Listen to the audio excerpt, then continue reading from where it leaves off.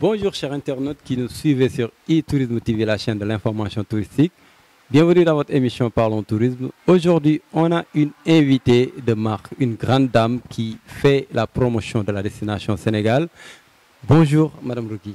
Bonjour Abdoulaye, merci pour cette opportunité de nous laisser parler encore du tourisme. Madame Rougui, vous êtes directrice d'une agence qui fait la promotion touristique. Pouvez-vous revenir un peu sur cette agence-là? Voilà, en fait, je suis plutôt, je vais dire, la fondatrice, parce que j'aime bien dire la fondatrice, parce qu'on est toujours en train de faire vraiment les fondements d'un projet. Pour qu'il soit véritablement un projet durable dans la promotion du tourisme local. Voilà. Donc, c'est quoi cette agence-là? Pouvez-vous revenir sur ce nom? Notre structure s'appelle Ruxinov Tourisme Local Sénégal. Donc, c'est une structure qui vient en termes de solutions de voyage pour les locaux, pour les nationaux, et pour les touristes qui sont à la recherche d'expériences authentiques. Donc, nous avons des offres qu'on propose, en fait, qui sont des offres de découverte authentiques qui permettent aux visiteurs d'interagir avec les communautés locales.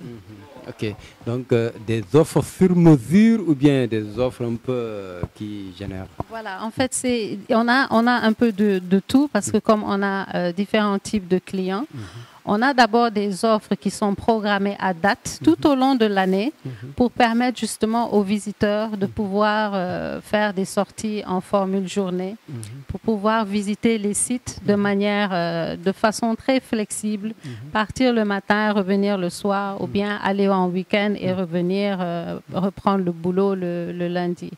Et aussi, on a des offres sur mesure qui nous sont demandées justement par des vacanciers qui des fois préparent très tôt leurs vacances au Sénégal.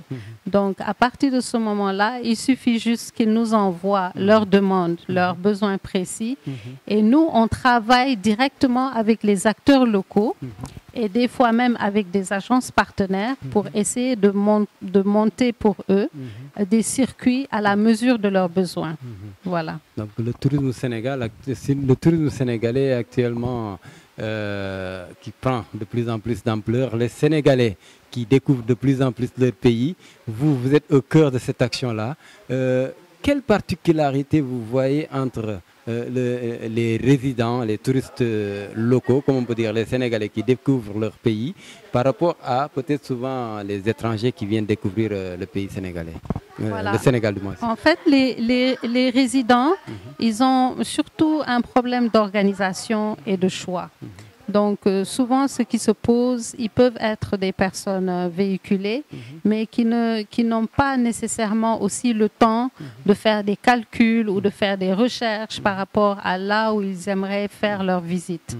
Alors que le touriste qui est de l'autre côté, il peut prendre du temps pendant des semaines ou des mois à bien regarder la destination Sénégal, à faire des recherches sur les hôtels, des fois même sur les agences. Donc, en fait, le traitement de l'information est différent selon les prédispositions des personnes et des profils. Si c'est les touristes, ils vont aussi essayer de chercher des aventures, on va dire, un peu hors des sentiers battus, quand ils font appel à nous, parce qu'ils veulent des fois ne pas faire l'itinéraire classique. Si ce sont les résidents, eux-mêmes aussi, ils reçoivent des vacanciers venus de la diaspora et ils essaient aussi, en faisant découvrir à ces vacanciers, d'en apprendre aussi un peu plus davantage sur leur pays. Voilà. Donc là, les sites touristiques sont un peu, comme on dit, vieillissantes, des fois c'est des sites qui ne sont pas actualisés. Vous, des fois vous venez sur des sites où souvent, est-ce qu'il vous arrive d'aller dans des sites et trouver ces sites un peu décourageants par rapport à ce que vous avez vendu aux clients? Voilà, nous avant de vendre, en fait, on fait ce qu'on appelle du repérage, surtout si c'est des demandes en groupe. Mais comme aussi on a l'habitude d'aller sur le terrain, on connaît à peu près les sites. Donc, tout dépend en fait du profil du client. On part toujours à partir du profil du client pour savoir comment est le client, qu'est-ce qu'il veut, qu'est-ce qu'il recherche, pour lui faire des offres alternatives, pour lui proposer en fait des choix. Et souvent, nous, on travaille en ligne et on utilise souvent les outils comme WhatsApp pour partager des images avec le client, pour l'aider à décider.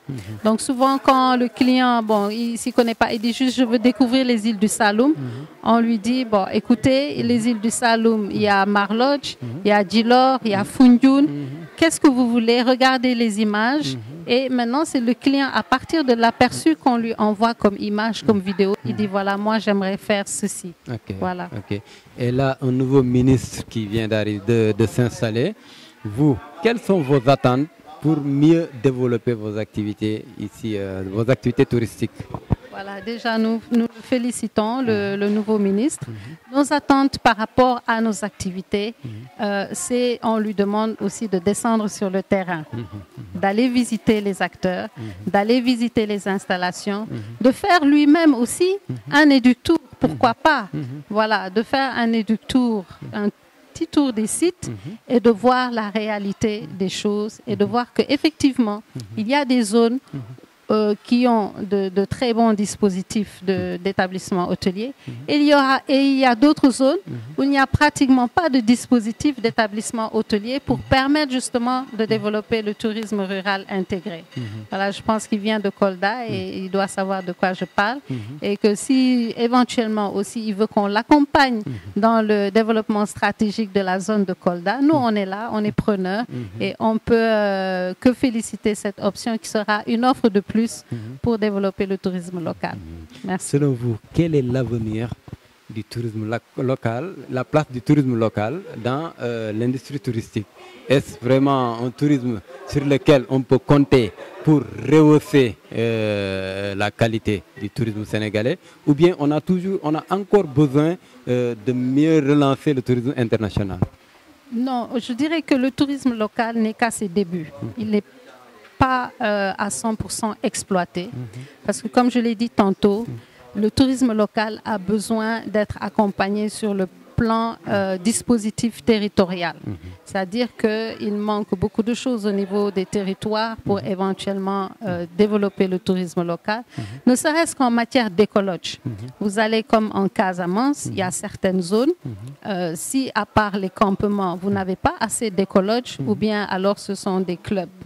Donc, il y a le problème de dispositifs d'infrastructure qui manque, mais aussi, il y a tous ces circuits d'itinéraires de transport qui manquent encore à l'intérieur, qui ne sont pas interconnectés. Par exemple, nous saluons l'itinéraire de Sénégal-Demdik sur l'itinéraire Dakar-Saint-Louis, mais ça reste encore sur les îles du Saloum. On aimerait bien avoir une navette Sénégal-Demdik, Dakar-Nangan, et ça, vraiment, ça va faciliter pour nous autres de faire des packages autour d'un Sénégal-Demdik qui va à Nangan. On pourra faire vraiment des packages au niveau de cette zone-là.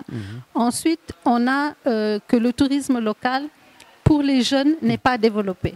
C'est-à-dire qu'aussi, on n'a pas d'infrastructure adaptée pour toute cette jeunesse qui aussi, à qui on peut proposer des vacances citoyennes.